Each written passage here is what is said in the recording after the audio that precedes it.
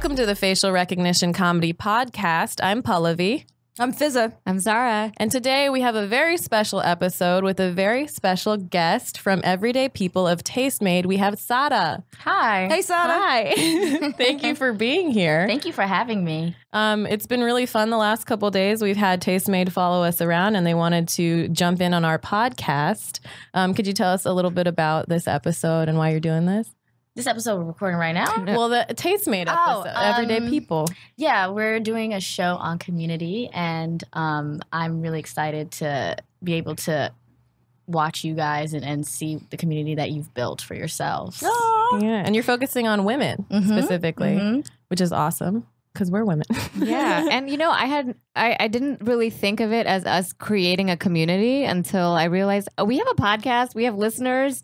You guys are our community. And thank you for coming together. It was a happy accident. You know, It was the same thing what you were saying about everyday people. Like it started off as something different and it just exploded. When you do something that you love, I think that the results are always like... If there's passion, right? Yeah.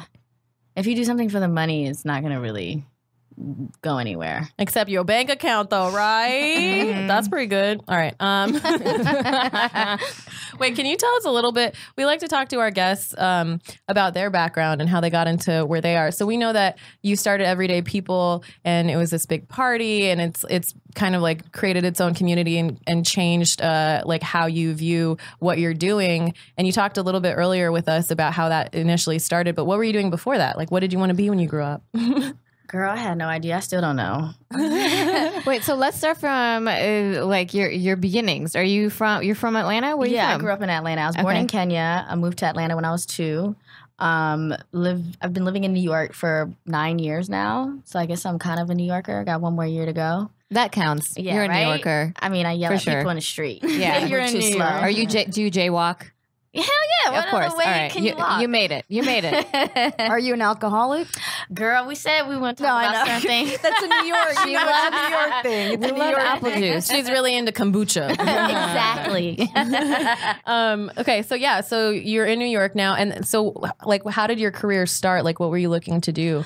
Like I literally had no idea what I wanted to do. I studied econ in college, and then I moved to New York, and I wanted to work in advertisement. I don't know why, but I had Because of Don Draper. I was literally going to be like Mad Men. It was him, wasn't She it? wanted to sexually assault a Friggin' secretary. John Hamm. That's what you wanted to be when you grew I think up. I just never saw myself in any of those things, and so I felt like I had a voice that I could show, but I didn't really know how to get there, and I didn't have anyone to help me, and I think I just took a lot of jobs just to pay my bills. Like I've had a million jobs, like passing out flyers in Times Square, to working at a toy store, hair salon, to working in fashion, to working in music. I did everything. What's the craziest story you have from like the worst job you've ever had, or like the most unusual? The worst job I've ever had? Oh, gosh. When I worked at the toy store hair salon, that was interesting. Wait. So it's a hair back salon up. for toys? It was a hair salon for kids that was a toy store. So they bribed their children to like get their hair cut. Oh, so it's like one of those specialty hair salons. yeah. These Okay, white got it. people are crazy. It was owned by Desi women. Oh, what? Yeah, we're Dude, doing it. That's We're smart. becoming white. Entrepreneurs. Look at us. Dude, that's smart. spirit. Have you seen toddlers? I went from these white people are crazy to that's smart. No, you said white That's people are just- crazy. I did. You said white people, but I've had to take toddlers to get their haircuts because I'm a really good babysitter, and that's the way to do it. You either feed them Benadryl or you What? give them a toy. Yeah, you drug them You or you drug your distract children. them. Drug or Yeah. distract. Sada said it here. You drug your children. No. I'm kidding. or distract. So like, you know, they have the toys. So you do want to cough up some Yeah, money? exactly. I mean, I think some kid just like diarrheaed all over the floor, and I just looked at we just had a standoff. Like, I'm not cleaning that shit up, literally. Who ended up cleaning it? Yeah. Oh, wow. This is not my job description. Sada who cleaned it. They cleaned it. I brought them wipes and everything. I'm Damn like, no, I'm straight. not doing that. I think that was the most disgusting. You'll lead a horse to water. Yeah, that was the most disgusting. I've had some weird job things I can't even remember right now. I've had so many. I worked at a pharmacy when I was a pharmacy tech in high school and part of college, and it made me realize how shitty this world is, and people are medicated for no reason. But there was this guy who was so old, and he couldn't hear anything, and he would come in and be like, huh, okay, this has a shit part too. He shit himself. I don't know why all these stories Have you ever thought it might be you, Saada? Because all your friends are shitting themselves. So There's some shitty ass stories, but Exactly. cool. You asked me what was my worst Okay. job. So basically, yeah, okay, I get it. It's more literal than anything.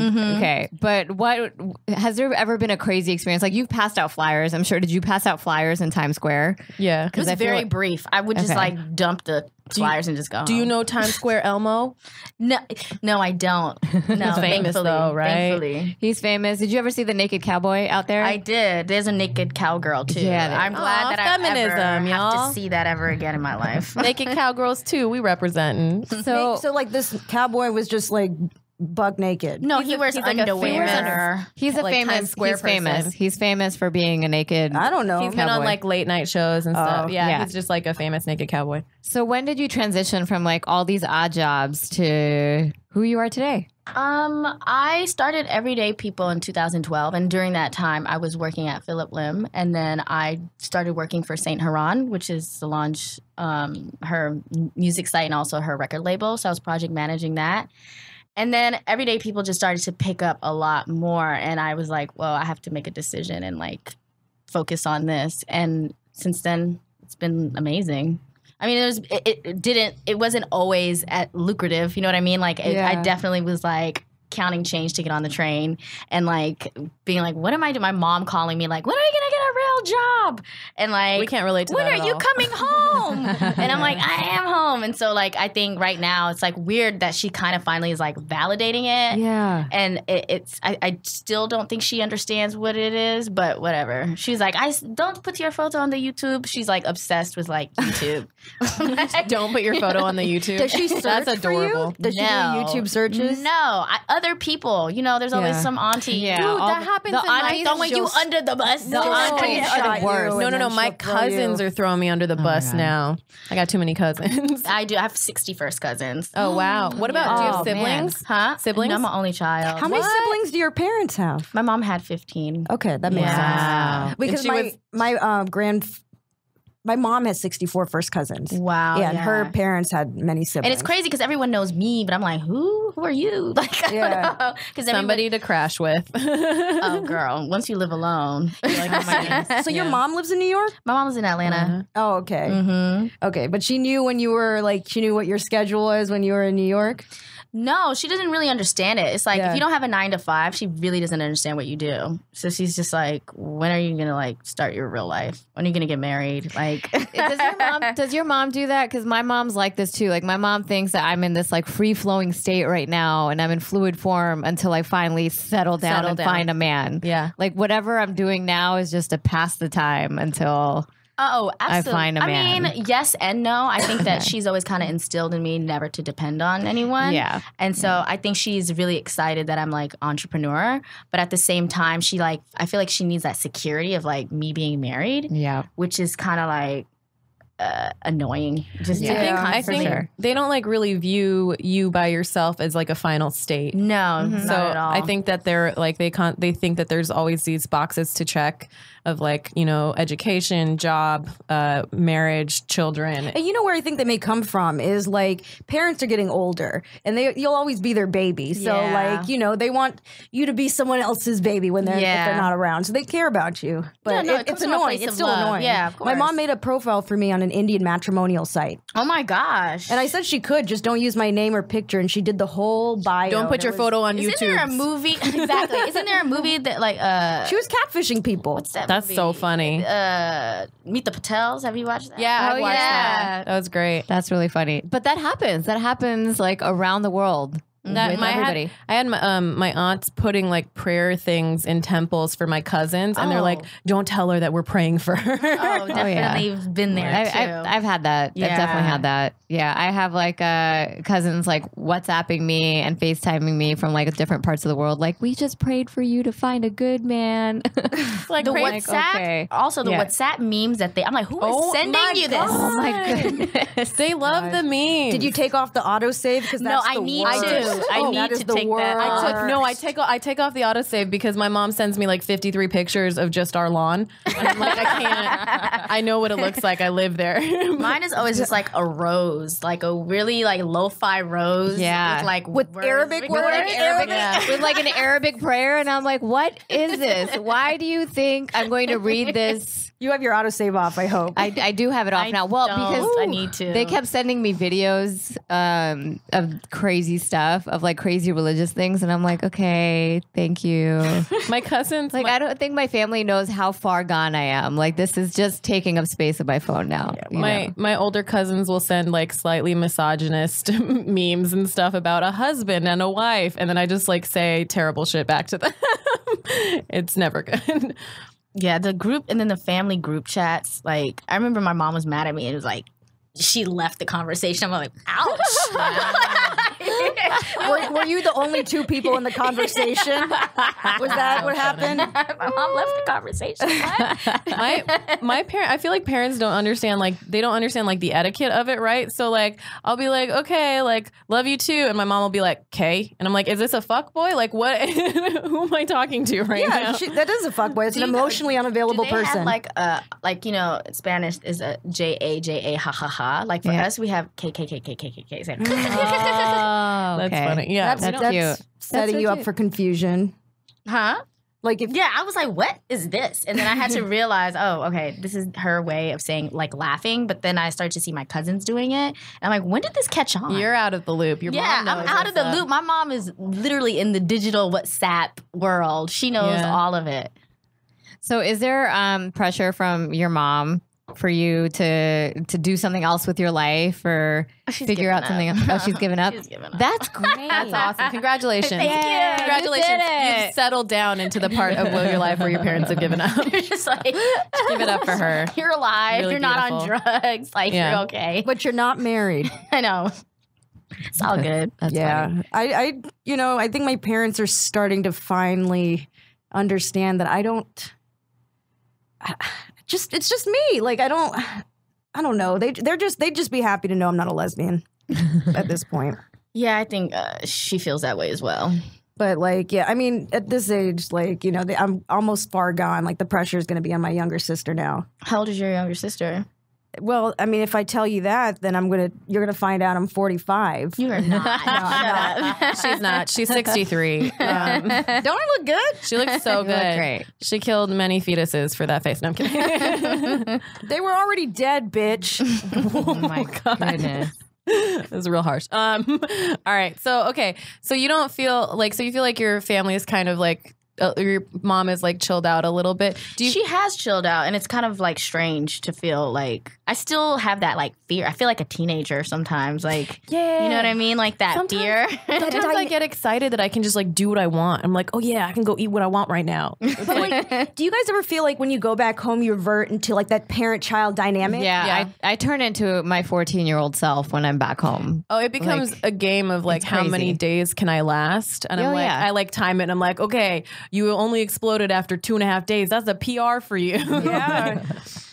I mean, I think for me, our relationship has improved where like she said she would go to therapy. Oh, yeah. Wow. But then I talked to my That's therapist. huge. My therapist was like, she doesn't need to come here. You guys are good. And I was like, oh, well, this means that there's like some sort of evolution with our relationship. I mean, obviously, like she comes from she came from a different background. You know, I can't expect for her to change immediately. You know what I mean? Is there a mental health stigma in your culture? Oh, absolutely. I did this video for Revolt about my anxiety, and I didn't show her. I don't know who this mole is in the family, but I'm gonna find out. They were like, she's like, I saw that video of you talking about anxiety, and I was like, well, I do have it. Do you remember when I was a kid, like my stomach would hurt, and like I would take me to the doctor, and they'd be like, you're healthy, and like all of these things. And she was like, well, why did you have to go and tell everybody about it? And I was like, it's not that I'm not trying to get attention about it. It's about me sharing that other people have this, and it's okay. It's very difficult when the parents make it about themselves. Yeah. And it's like, oh, you're bringing shame about the family, but it's like, no, this has nothing to do with you. And I think that's because the parents,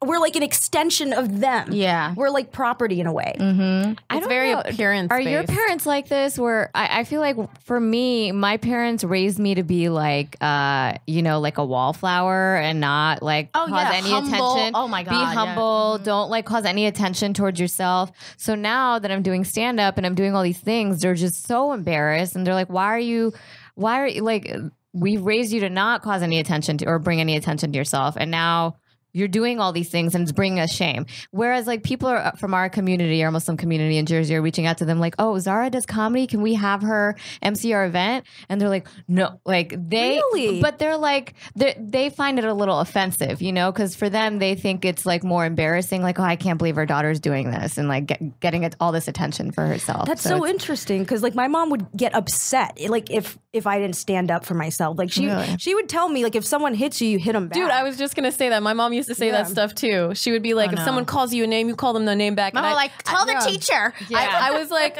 at the time, my dad was like, what are you telling her? But like, at the time, I was like, that seems a little immature, Mom. Like, I was just like, why would I call them names too? I don't know. It resonated with me. But it was definitely, it was definitely a thing. And this is why Fizza got arrested twice. Well, what we say was off topic? Oh, sorry. I was a child. Okay. That's just not on record. There was a car chase too, right? Yes. Really? She a badass. I'm gullible, so no, there really was. No, that's happened. And there's not much to do in Florida. Okay. But so when the police starts chasing you, you think, okay, maybe they'll... You thought you could outrun the police? She was trying to get her first TV credit. I wasn't That's driving. what was happening. I wasn't driving. Fizza was the original Florida man. That might be true. But I wasn't driving. I was in the passenger seat. And like when I saw that the police officer wasn't going to give up, I said, maybe you should pull over. And so I did my part. And then she was very diplomatic. I would have said I got kidnapped if I was in the passenger seat. I mean, we were egging like an ex-boyfriend of the girl who was driving's house. But what the problem was, we circled back. We circled back and we came back to egg them some more. And that's when he called the police. Oh, it's a balance. Life is a balance. You got to leave when you're ahead. And then the cop made us throw the eggs like in the woods. That's so weird. And then he found the receipt for the eggs and he's like, you're missing a carton. Where's the carton? Like he thought we were hiding it. It was under the seat. And then he knows you can go and buy more eggs, right? That's ridiculous. Yeah, Florida, Florida cops. So I think go ahead. I was gonna say, like, I think the appearance thing has a lot to do with like social status and ability to achieve, because I think you aren't gonna get like hired and you aren't gonna do well in your community if people see you as irresponsible or like not bringing that honor to your family. And I think our parents were in such a survival mode that it's very like insular and protective, and you protect the family and you protect the appearance of the family so that you can succeed and you can make sure you're like strong together in like this new world that they entered. But I think for a lot of us, we're like, nah, it's a lot chiller than that. We get a lot of mistakes in America. And so it's okay to be ourselves. There's a lot more independence here culturally. Yeah, being yourself is really tough. And I think that like transcends even cultures. Like the ability to like just fully be yourself is a gift. Yeah. And it comes with age. That's why old people don't give a damn. Well, you have more time with yourself, right? You're like, why do I care what you think? Or you know what I mean? They say like when women hit their 40s, it's like a beautiful moment because they just stop giving a fuck. I can't wait. I think I'm reaching that point very soon. Yeah. There's definitely sort of a switch of like a turning point in your 30s as well. Yeah. You'll feel it. I'm not there yet, you guys. I don't think I'll feel it for a while, Hollywood. Yeah, I know, right? But it does, like, there is sort of an element where I don't know, just don't care about things that would have just kept me awake at night in my 20s. Oh, shit. Okay, yeah, I'm not in my 20s. It's okay, girl. I'm not either. I know. I love it. I'm 33, bitch. Jesus age. I know, yes. Oh, was that Jesus' age? I thought it was 34. Girl, I'm off. I don't know. I don't know. This is the wrong group of people to ask about anything to do with 33. Yes, 33. All the right, Holy we got Bible. it. We had to ask, the other people. We had to ask the Jewish girl. So how's your mom feeling now? Like, are people reaching out to her now, like bragging about you and all the great stuff that you're doing for the community? Still that mole in the family. Yes and no. It's kind of like don't ask, don't tell type of Got thing. it. I mean, I feel like she still doesn't like it, but like it's like you can pay your rent. So I'm not gonna say you're earning a anything. living. You know what I right? mean? So I don't really. I think I've reached a point where I don't care for her validation as much as I used to. Like I don't need it Freedom. anymore. Yeah, like I can pay my bills. I'm okay. secure with myself. I'm constantly trying to like heal myself, you know, and that's all I can do. I can't change who she is. And if she's just going to have to accept me for who I am. You know, I mean, the only thing is she's just like really obsessed with me going to hell or something. Yeah. My parents are happy. Okay. We were talking about it briefly, but my parents or my father took me to Mecca. Oh, yeah. She went to my Hajj. gosh. Because he wanted to. Went. I can't believe it either, but he really twisted my arm. There was so much pressure. And it was important to him, and we all had our meltdowns, not at the same time, but like everyone had turns. a meltdown. Yeah. It's a tough experience. Yeah, it's physically and mentally grueling. Yeah. Do you guys fast for Ramadan? I mean, I'm gonna be honest. No, I have like low blood pressure and anemia. It's better for everyone for me not to. Yeah, but you also don't subscribe to that traditional. Yeah, I'm not a big fan of organized religion and dogma. I think more like I don't need a boilerplate, a template for ethics. You know, I'd like to sort of find that for myself. Of course. And no shade to anyone who does that's find your own value life. You know what I mean? Everyone should follow their own like. What's between me and my... Follow your joy. Yeah, exactly. Whatever you got to do to be a good person. Exactly. I mean, I'll fast. I'll pick like a weekend during Ramadan where I'm not doing anything. So you can sleep all day? So yeah, that's how I cheat. That's how I fast. I'll pick a Sunday and that's how I do it. But just to say that I did it, because when my mom asked, "Did you fast today?" No, are you kidding me? No, they don't. They can't find the podcast app on their phone. Are you kidding? That's so funny. That reminds me of like one time I was dating this guy. We broke up for an hour. My mom asked me in that hour if I was dating anyone, and I was like, no. I cheated and got away with it. I know, it was great timing because they said something, but if you can like kind of Speaking of that, like Saada, were you allowed to date in high school? Oh yeah, date? Are you kidding me? Well, she's like, what's a boy? It literally jumped from no boys to like, when are you getting married? I'm like, wait, what? Yeah. This has a really good joke. She has that joke. Yeah. It's about like sex. Like don't have sex. Where are my grandchildren? Like Yeah. you know, it's just suddenly like.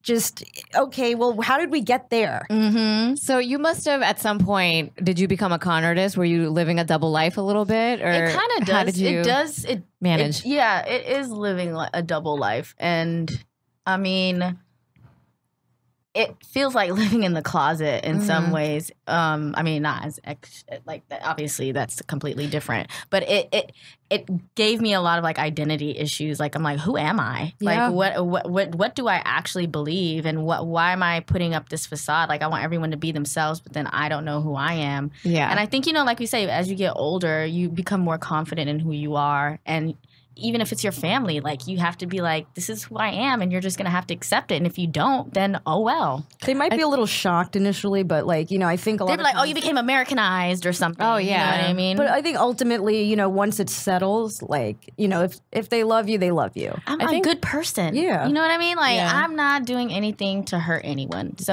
Well, I struggle with this a little bit with my very religious Muslim parents. Like their version of good or their definition of good is different than my definition of good, right? So they like overall, I think like in terms of like being successful or living in this society, I'm fine. Right. But with them, like they still think I'm going to go to hell. So like at some point I have to like become a religious person and, you know, like do all the things that they feel that religious people do in order to get myself to heaven. I think my family they're still holding on. Like, oh, she'll fix herself at some point. born again Muslim. Oh yeah. I'll be a born again Muslim. I mean, my family has a similar thing, but like my dad and my brother and I are all atheists, but we were like culturally like Hindu. But my dad always says a similar thing. Like, I feel like every time he drops me off at the airport, he's like, you know, we have values. We have family values. And I'm like, yeah, but part of those family values are my new values, which you don't necessarily espouse.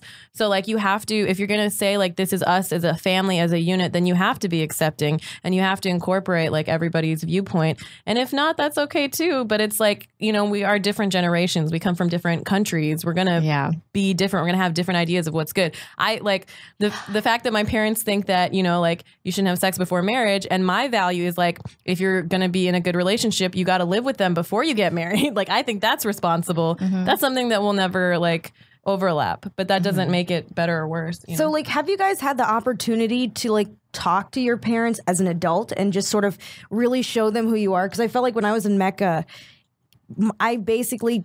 I came out to my dad about like not being a big fan of not being a fan at all of dogma and organized religion. I told him in Mecca that I'm not, a practicing. Great timing. I know. It's now it's like your own personal Mecca because of what happened there. And it was actually a very beautiful moment because the thing is like how I explained it to him. It's just like, well, that's the basis of, like love and kindness. Did a light bulb go off? Did it like resonate with him? Did he finally get it? Like, I think my brother and sister, like I don't know if he's had that level of spiritual experience, just because I don't want to get into it because that's his own experience. But like my brother and sister had to sort of just say, I think we all sort of believe the same thing. So they kind of massaged it, but it felt good to express my truth to him. Well, I did in a way because since I was a kid, I always questioned. I was just like, why?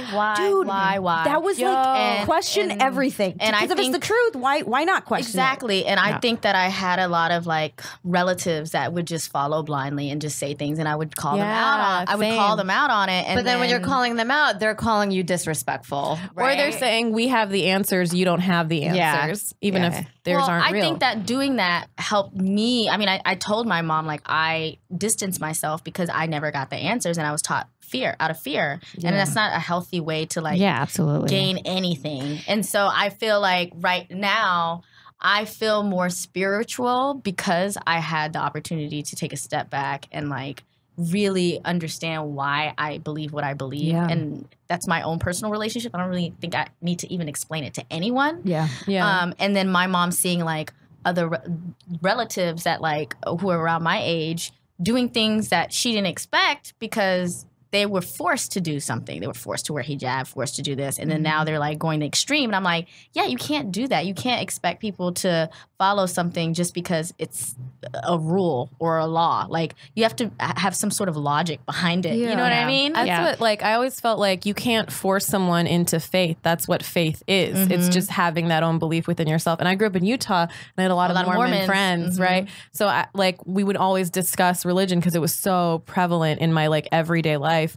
And I would ask them questions. I would be like, well, what if you fell in love with someone who didn't believe? And they were like, well, I would try to convert them. And I was like, well, what if they just didn't believe and they like couldn't like process like someone not having, like God's gonna know if you don't believe, if you don't have that faith.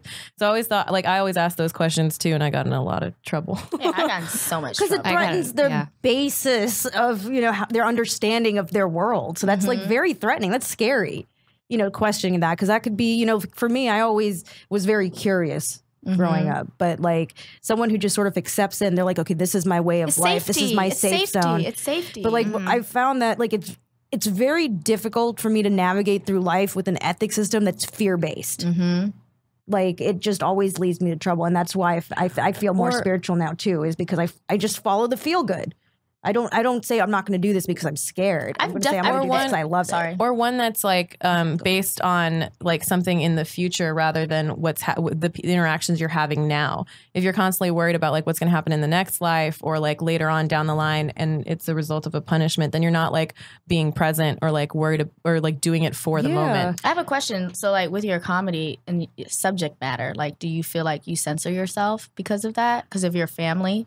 Nope. I try not to, because that is damaging to, I think, to the stand-up. Like authenticity is like the biggest gift. So like to me, it really bothered me like when the first time I performed in front of my parents that I felt like I had to censor them. That's why I kept them away for so long, because I was like, I'm not at a point, I can't do this. It doesn't feel good. But like now, it's better not to. I also don't have my parents come see it, but I recently opened up to my brother about some personal things so that he could come see the show. And he was very accepting and it felt amazing because I didn't censor myself at all. I was just like, if I'm going to do this, I'm going to do it. And afterwards he, said I was talented and he had like a really good response to some of the stuff that I revealed about myself. And he was also understanding. He was like, I understand why you wouldn't want mom and dad to see this right now. And so it was really a good bonding moment, but it was definitely one of those things that I had to be myself on stage. That's awesome. Like when I performed in front of my parents for the first time, I had a tangible shift. Like at the time I was drinking heavily, and the day after I performed in front of them, I stopped drinking. Oh, because it was that fear. Yeah. That was cool. That's an awesome experience. I'm like waiting for this experience. Not that I'm like drinking heavily or anything, but it's like I don't really hold myself back on stage, but I've noticed that it does affect my performance, or it makes me something happens where I can't perform in front of the people that are closest to me. So I don't, because I feel like it does something in my psyche where I just can't be completely open and honest with myself and who I am. I think you did a really good job recently, though. You had your cousin come, and I think like watching you perform, I saw you kind of like you joked about having him there and like like not wanting to censor yourself and stuff. But I think you did like you were brave. Like I think you did a lot of your jokes and you were like true to yourself during your set. Yeah, but I mean that was an audience of like 4 people, so it wasn't. But it was your cousin. Your cousin was there. That's a tie to your family. Yeah, but also, I mean, he's my cousin. Like my cousins are my friends, you know. And shout out to all the ratchet ass cousins out there for making life easier for us. You know, I appreciate when my cousins mess up because I'm like, I'm here for you, but also thank you for messing up. Yes, I know. So I don't have to be the first one to mess up. You know. So I think my cousins and I, we all have like this relationship where like we feel comfortable enough with each other I think it's like a good litmus test. So if I can do certain things around my cousins, like they can advise me on like it's a good feeler of how maybe my parents might react or my aunts and uncles or whatever. But yeah none of the grownups have seen me perform yet. I'm kind of scared of that happening. It's hardest with the immediate family. For sure. Think. The extended family is like, oh, you're kind of friends. You're not here all the time. And also, I don't have the best sets when my boyfriend's in the audience. And you know, like he's not allowed to come to my shows anymore. You said that earlier that like it's very difficult for you to perform in front of someone you're close to, and I actually relate to that because I had that issue too. I think before I performed in front of my parents, and I think it comes from childhood. Like when we're vulnerable, we were punished. You weren't validated for it. Yeah. Like, or even beyond not validated, you're punished. Yeah. So it's like, oh my God, if my self-worth suddenly depends on their approval, that's a lot of pressure. And like if there's pressure to do well to perform, you're probably not going to have a good set. But also, it's like it's a side of ourselves that because we revert when we go back and we are like those kids, it's a side of ourselves where we have to be incredibly self-confident and like lay down how the audience is going to feel about what we're talking about and just be incredibly like it's almost like being ourselves on stage is a different person with them. And so it feels weird exposing just that level of like confidence and assuredness to people that don't take you seriously all the time. Like it's, I think sometimes I dismiss how painful it is to admit parts of myself to them. Like that's like, I really do want to be like, this is me 100%, but it's just like, I don't think they really want to know about certain things, like. I also think that they hide a lot about who they are. They are not innocent, okay? Yeah. I'm sorry. They are not innocent. You think your parents are hiding like their double lives? Yeah, absolutely. There's probably a lot about my mom that I don't know. She came to America in 89 by herself, and she used to dress real cute. She was a beautiful woman. I'm sorry, she's not innocent. Yeah. I found out stories about my dad that he felt comfortable telling my brother and not me. And so I'm like, oh, there's like definitely more to this. Like there's definitely like more of a background. And I'm slowly learning more. Like as you become more of an adult, you're like, they're people. Aunts and uncles like slowly reveal like crazy shit they did. And you're like, oh, we can chill. Was it like sort of freaky to like see your parents as people, imperfect people, like for the first time? Just sort of as like not sort of, like the end all be all. Yeah. It's like, when did you have that moment, or have you had it yet, where like you're like, oh, mom's just mom's a human. Absolutely, absolutely. I definitely have to take a step back sometimes and remember too. Like I have to have a lot of compassion and like empathy and be like, oh, I don't know what she experienced and I don't know why she behaves this way, and I have to treat her just how I treat everyone else when they act a certain way, with compassion. And I don't know. Yeah, it's interesting. How has your relationship with your mom affected your relationship, your like romantic relationships? Do you see like a reflection or like a rebellion or? It's complex. I think that, she has an idea. Whoever I try and bring, I think she just won't like, No, but I mean like how like you learn intimacy from your parents. So like my parents and I used to like fight a lot. So that's like I argue in relationships. I had a conversation with her about that. I was like, communication is difficult for me because growing up, when I felt like she could have like told me something that it wasn't spoken about, it was like, you're wrong. You know what I mean? Instead There's of no having explanation. instead of having a conversation. And now we've grown and we've learned from that, but I had to take a step back and realize, I learned this growing up, like silent treatment, or like You used to do that to the other person? I mean, no, I get triggered by silent treatment if I don't hear from you, or like, and also just like communication, like being able to be very clear about what I want and just, if I'm upset, bringing it up immediately and not letting it Fester. Yeah, and then being resentful. Resentments are So I think poisonous. you just learn as you get older, like to change your communication skills. And then as soon as you do that with yourself, now she has no choice but to like Step up, right? do what I have to. Like she can't use her old tactics anymore. You know what I mean? Like if I talk to her and she's upset about something, I'm like, Mom, this is how I feel, X, Y, Z, and like she just has to. There's no like fighting anymore. I just don't allow it anymore. So she's had to adjust, right? I mean, like maybe you're modeling that behavior for her that wasn't modeled. Exactly. So it's like, I mean, Pallavi and I were talking about it earlier. It's just like, there's a lot of sort of trauma, I feel like, just that we all have from parents because they're human and not perfect. But like the hope is like every generation there's progress. Oh, absolutely. We're the iPhone X. You know what I mean? But like even with emotional we have like mindfulness apps. Yeah, exactly. Our millennial generation has found a way to rebrand loneliness into meditation. Like we've figured it out. Yeah, we've upgraded. We've changed, and it's good.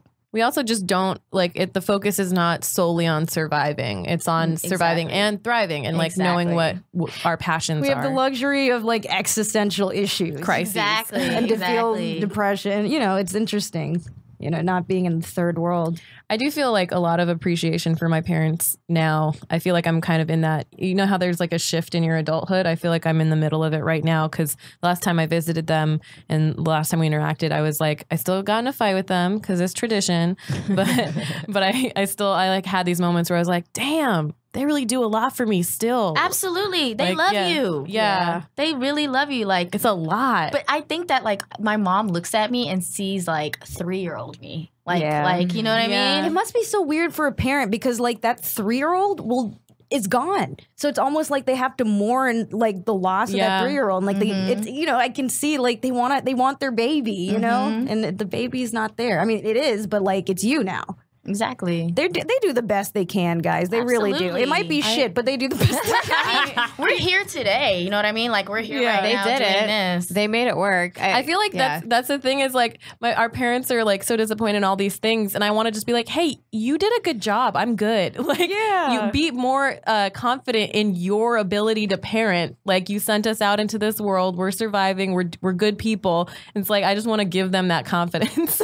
It just like, they say it's scary. I don't want to say it's scary to be a parent, but like to love something that much and be powerless over them. Cause like it's an autonomous individual. Like, you don't know what your kid's doing if they live in a different state. So like that, maybe that's scary for some. It's a lot of like, I can't imagine the level of like, I have a dog and I freak out about it. Like I cannot imagine the level of love. Do you they have for understand the like facial recognition idea? Like the fact that you guys all get confused.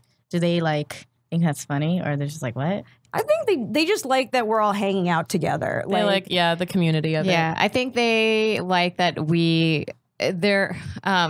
I think for my parents, it's like, okay, someone's looking out for you. Yeah. Kind of thing. I So guess I can feel that. Yeah. MoMA is Sudanese and Robles half Somalis. So they're like, oh, at least so for our listeners, these are your business partners. Yes, my business partners. Everyday people. Mm-hmm. I don't think we fully described what everyday people is. I don't really have an elevator pitch for it. Well, we're going to figure it out on this podcast. It's like I think it's more than a party because we have I didn't even talk to you guys about the other aspects. Like we have under the Everyday People umbrella, we have Brothers and Sisters, which is like an open forum discussion that's kind of like a remix to the Harlem Renaissance salons. Whoa. Where we have a moderator and we have different topics in that we bring up every month and like it's led by the community. It's been amazing. So I do that. And then we have another live music event that's like more I don't know how, like more speakeasy style. Like, But is it also showcasing talent from people who are part of the community?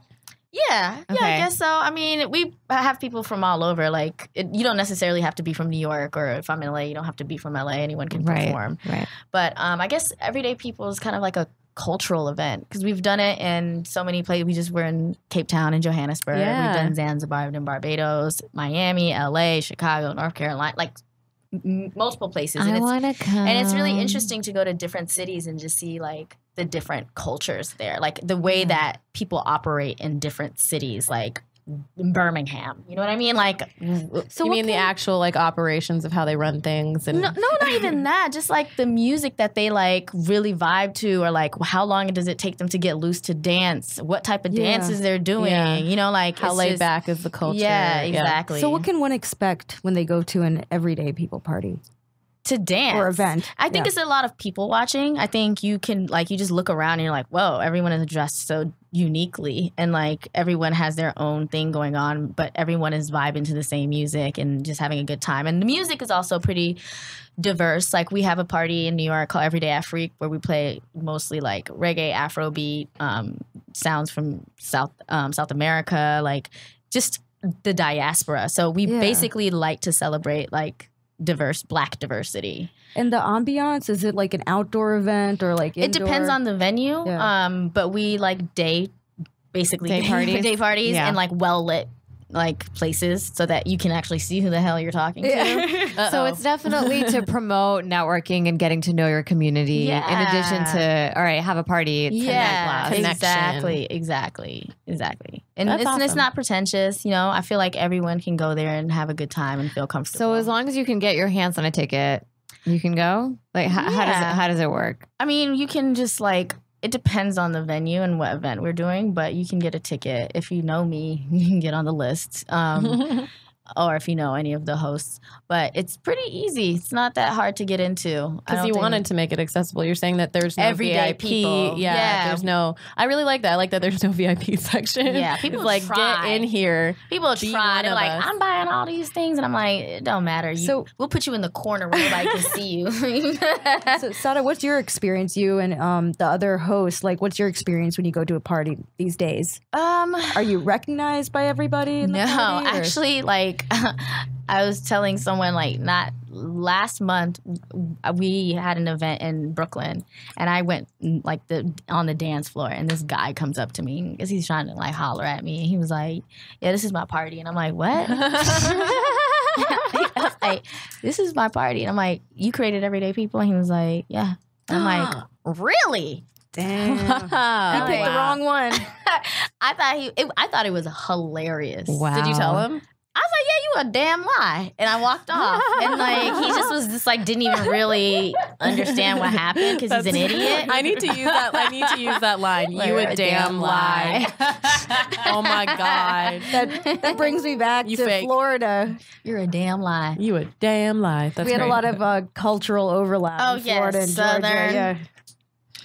I haven't heard so that in funny. a while. Yeah. So it made me feel nostalgic. I don't want to be recognized. I do not like at all. I'd rather be anonymous. I want to enjoy it like everyone else. Like I don't want to be approached. I don't want to build with you. I don't want to talk to you about business. I just rather just have a good time and like have fun with my friends. Right. But it does. So I understand that because like when we produce our shows, when it comes to actually like doing the show, we just want to have a good time, right? Because it's like Yeah. so much fun and you can experience the magic in the room and stuff. So I'm sure you feel the same way with the parties, right? Like I'm sure there's like a lot of work going into planning and the logistics and everything. Yeah. So once you're there, are you able to enjoy yourself? I do. I do get a lot. I get a lot of anxiety. I mean, I'm working on it. It's just kind of overwhelming. 1,000 people is a lot. That is a lot of people. and What do you do for like your self-care to like reduce the anxiety? Like what? I try and work out. I try and sometimes do meditation beforehand. But, you know, I've just tried to like really think about the bigger picture and like what is there to be anxious about? Like what is the worst outcome of me being here? And there's nothing. So I have to like kind of like get rid of the delusions in my head. They say Yeah. fear is fantasy. It hasn't happened yet. No, it hasn't. And it won't. There's nothing that could happen there. But Yeah. It's cool. I'm getting older, so like doing it all the time, we're segueing into other like things. We're using our platform in other ways now, so I don't have to be like 40 years old in a club. But it's a day party, so it's okay. Yeah, right? Yeah. It's fun. Be in your walker at like 80, twerking. get down. That's fun. Do we want to do the last couple of segments? Yeah, let's do it. So every time we record our podcast, we like to ask our guest who their favorite South Asian celebrity is. Oh, Lord have mercy. I'm probably gonna massacre her name. Do it. Aparna Charla. Yeah.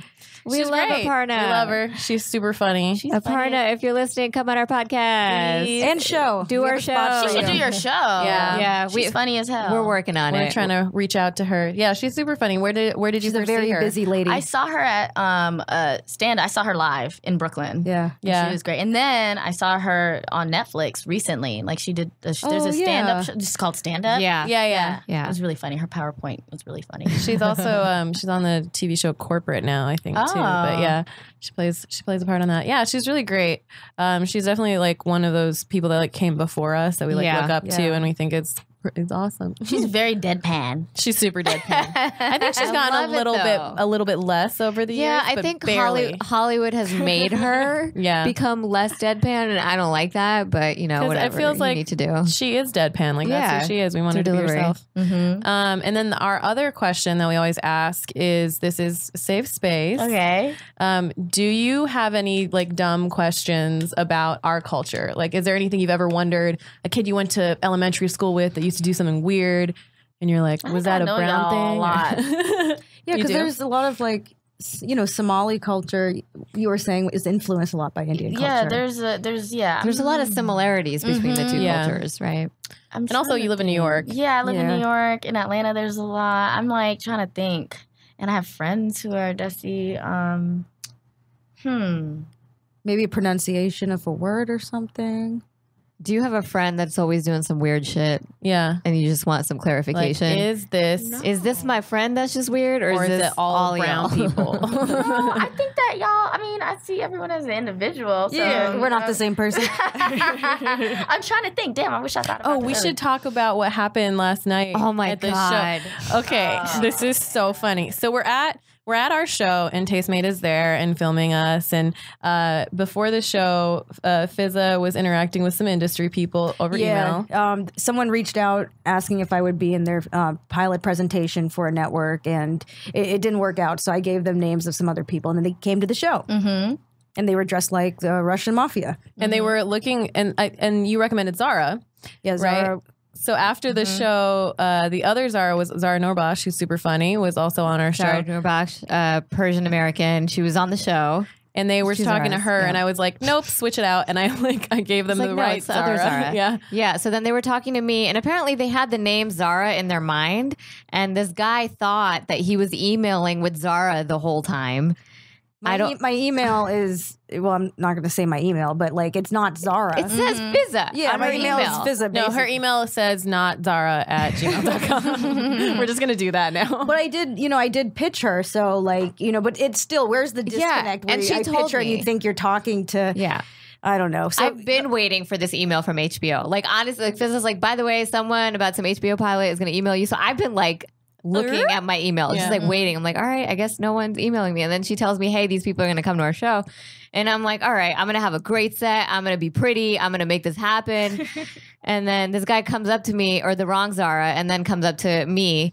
And I'm like, okay, let's have this conversation. He's like, Zara. I'm like, yeah. He's like, I bought you chocolates from Hawaii.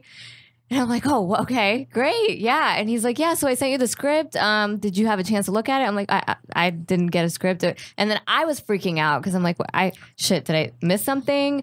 And then he was like telling me that we exchanged emails and I never got back to him. And And then it came like we're like going through his email, and I'm like, yeah, you didn't email me, buddy. You didn't. And then one of the other mafia guys pulls up his phone and is going through this list of headshots. And I'm like, yeah, none of these girls are me, guys. Like, none of these girls are me. And then one of the girls was like at our show, like an audience member at our show. And I'm like, let me go find her. Audience member. Yeah. She let ended me up go just find her. coming that night. But they thought that they thought that you were Fizza the whole time. Yeah. And then so like I was like, let me pull Fizza in. Let's figure out the situation. So it turns out he thought Fizza was Zara the whole time too. And I'm like, did you just like listen to the past 2 hours of this comedy show where we're explaining how we're not the same person? Like, and then it nothing. was just. So then, what did he say? Anything? Did he like apologize? He took the gift back from Zara and gave it to Fizza. Yeah, that's exactly what happened. And that's how he fixed this mistake. and the gift included a pheromone scented candle because he owns a candle company. What the hell is So he said, lock your doors, but make sure you have someone you want in there or someone you don't want That's outside. really Yeah. weird. He said that? Yeah. Hollywood, you guys, Hollywood. So did you get the HBO gig? No, I don't. None of us are going to be featured on HBO. Yeah. But we're going to on be this featured on particular Tastemade. project. Yes. So there's that. Yeah. Someday. But yeah, we thought that was super funny because like that happens too. Like we'll hold up the facial recognition meme and they will ask me if I'm a partner. And I'm like, yeah, book me. Oh my gosh, that's really crazy. Yeah, when people were getting us confused, I was like, these bitches better be funny. Like before I met them, I was like, they better be funny because I don't want anyone to see anyone else bomb and think that was fucking me. But like, they're great. That's hilarious. That's I mean, it's just so great because it's just like, I don't know, everyone's so It worked solid out. and You can, unique. I think like we all like feel comfortable relying on each other. And I'm sure you feel this way about your business partners as well, right? Mm-hmm. Like if one of you can't do something or can't go somewhere. Yeah, that happened today. Yeah? Yes. I was like, you can handle it. with Chef Roble? No, MoMA. Okay. So who are your two business partners? We had lunch with one earlier Roble, today. and then MoMA, Mohammed, he wasn't here. And then we have another partner, Sinclair. He wasn't there as well. Okay. And how did this I'm the only lady. how did this dream team form? I connected with MoMA and Roble to do it, and we just thought it was gonna be a one-off, and then it just continued. And Sinclair came in a few years later as a partner. He does operations because we need him.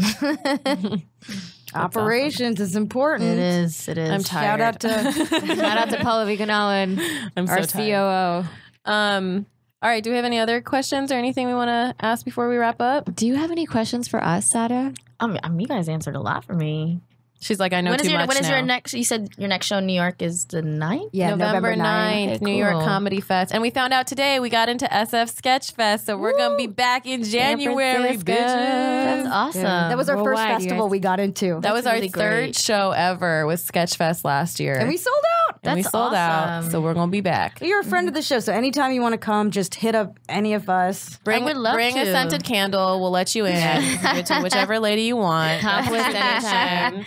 That's Accomplish tradition. anytime, Saada, whenever you Aw, want. thank you so All much. right. We have a VIP, not VIP. like, Okay, section yeah. for I'm you. into that. I'm into that. Where can we find you on social media and You stuff? can find me at Saada, SAADA, 3 underscores, or Everyday PPL on Instagram. Hell yeah.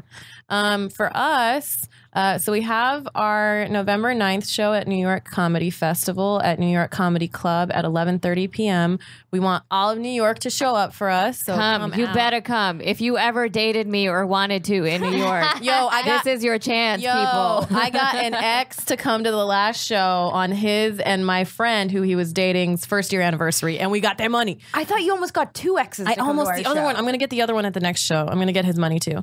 But yeah, so we have that on November 9th. Then we're going to have to fly all the way back here for our show at Westside November 11th. Yeah. Yep. At 9 p.m. In Santa Monica. And West Side Comedy in Santa Monica. Yep. yeah, and then look out for us at Sketchfest. Other than that, we're found at facialrecognitioncomedy.com, Facial Recognition Comedy on Instagram and Facebook, Facial Rec Comedy on Twitter. If you want to see the visual of us talking in these microphones, go to patreon.com/facial recognition comedy and give us some money. Yeah, and you can see Saada in her beautiful, is that vegan leather? regular leather, halal leather hat. It's Your hat. beautiful. Yeah, she forgot she was is wearing a hat. styling She forgot today. she was wearing a hat. I That thought was you were so cute. talking about her denim jacket. I'm like, when do we start calling I denim mean, that? she's just styling all over. Yeah, she's great. And then I'm Pallavi Gunalan. That's PALLAVIGUNALAN. That's my website, my Instagram, my Twitter, and my Facebook. What's the status on Kind Cunt though? Are I we haven't gone getting kind that on cunt Twitter? yet. It's just a vibe. It's not my website yet. If anybody wants to sell it to me, don't sit on We'll it. even take cunt with a K. Yeah, I'm cool with We'll even with take alliteration. kind with a C. Yeah, signed cunt. We'll take a signed cunt on this podcast. Oh god, you Why did Okay. Tastemade stop filming? Uh-oh. They stopped filming a while I ago. know. All right. This is Zara Ali. You can find me on all the social medias at Really Zara. Zara is spelled Zahra. Cool, and I'm Fizza Dasani. You can find me on Twitter and Instagram at my name, which is FIZAADOSANI. Please note the 1 Z and 2 A's in the name. FizzaDasani.com and at the Fizza on Facebook. Thank you so much for being here and for being a Thank part of you. our experience the last 2 days. It was great meeting you. Thank you so much for having me. Thank Yeah. you.